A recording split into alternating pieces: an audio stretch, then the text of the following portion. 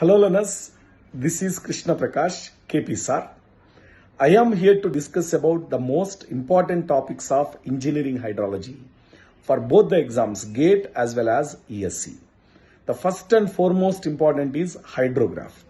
We have different types of hydrograph and numerical questions related to it, without which most of the question papers of GATE and ESE are not available.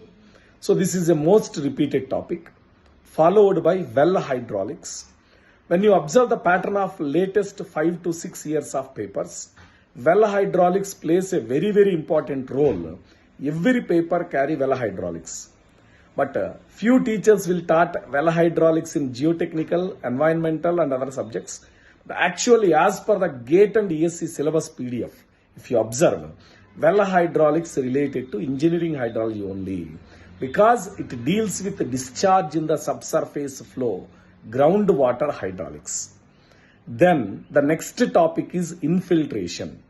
Infiltration is a basic water loss which is required to estimate, and in this we need phi index value.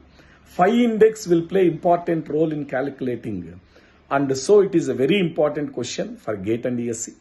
Followed by flood frequency analysis. Flood frequency analysis, design flood data also coming